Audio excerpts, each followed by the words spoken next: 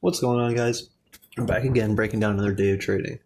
When we first sat down, first thing that we had on our stock charts was GELS. Unfortunately, a stock that was up over 400% had no moves that we could trade today. When we first looked at it, we were looking right at 7 o'clock. It did have a little bit of pop, then immediately dropped. So at that point, it then continued downwards, and we couldn't make anything happen. So not a big deal. Just sat on the sidelines with GELS all day today. Not a big deal. Now, one thing that we did get a trade on wasn't until about 8:30, and that was on TIVC. TIVC did have some breaking news, which is one big thing of what we're looking for, obviously, when we are looking at stocks. So one thing that we had was this big move, a 3-minute move right here. Boom, boom, boom. Really 2 minutes, and then it kind of regressed. But we didn't get any of that, unfortunately. At this point in time, when that move was happening, we were looking at our daily chart, try to figure out where our key points of resistance were going to be, and also kind of figure out what kind of trend that TIVC likes to do. So while that was moving initially, we started putting out our key points of resistance, which we had here, a whole bunch of them, unfortunately. Oop. Let's get them all marked out.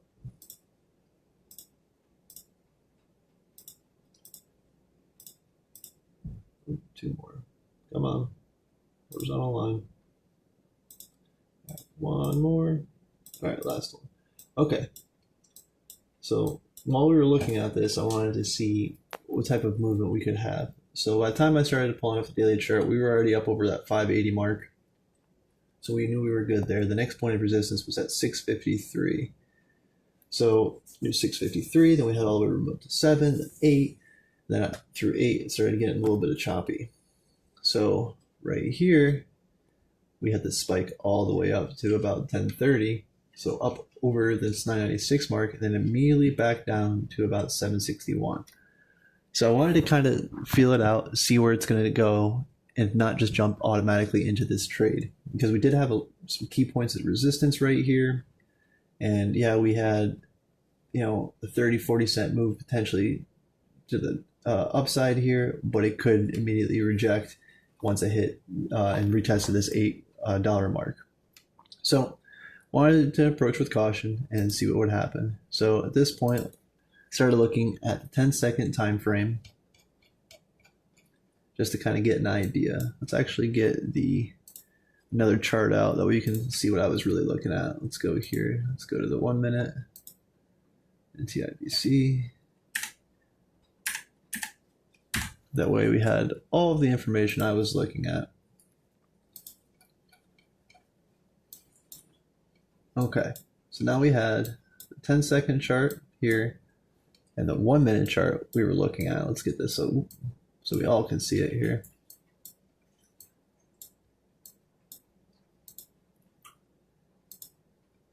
Okay. So right here, we had that rejection coming back down below VWAP. And then this shot right back up. And it almost double topped up at 10. So at that point, we started to pull back on this 1 minute candle right here.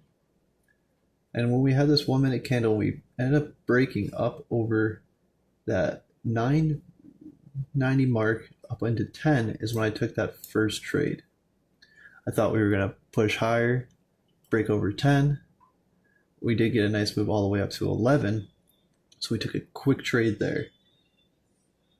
So we ended up hitting that 1104 mark right there and right there. Ended up max getting. So we ended up getting a $1 move right there, which was picture perfect.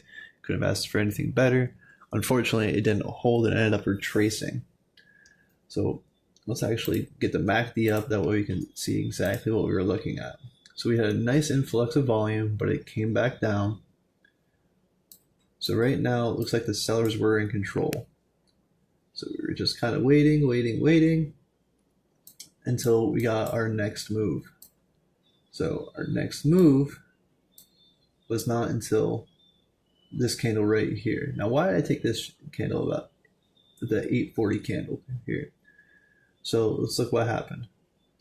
Right here, we were able to break through this previous candle, this one right here, break through that high and held. We did touch off of VWAP, and as soon as we touched off of VWAP, we came right up over 1026, and that's when I entered the trade to pop over 1050, which ended up going up all the way to about $13. So we are now above this channel right here.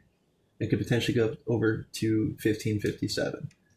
Now I did take a little bit of profit off at the end of this candle once we got up to about 12, because I wasn't sure how high it was going to go.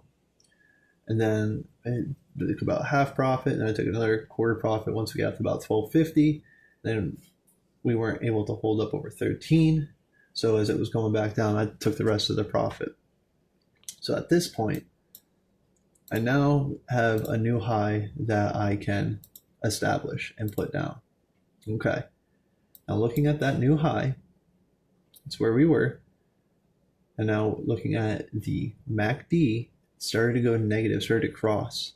So what does that mean? That means when we get to this candle right here, this big volume red candle, what ended up happening? It ended up being a false breakout. I did not take this trade, and the reason being was because the MACD was negative. As that MACD was negative, even though it did break through 13, it wasn't able to hold and immediately flushed back down to 12. So I think that was our last really clean trade. We were able to take one more as the MACD was becoming positive right here and opening up, and we had this increase of volume. So we initially had this nice spike of increase in volume. I was looking at this candle to the left and its big topping tail. So when I saw that we were able to go up and test it and came back down, I was hoping that we would be able to do it again. So sat and waited and waited and waited. And as soon as we hit this 1226 mark and started to break up above it, I was hoping that we would be able to hold up over 13. Fortunately, we weren't able to get it, so it was a small win. I ended up getting out, I think it was like 1260. So it was only like a 40-cent win, but still 40 cents is pretty good, a couple hundred shares. But now, once we had that, we had this one large topping tail red candle, two topping tail red candles. Figured we were getting to the backside of the trade. With this next topping tail candle that we had right there, I figured the move was kind of done. So at this point, we did, like I said, we broke this trend line, get to go up over it and held.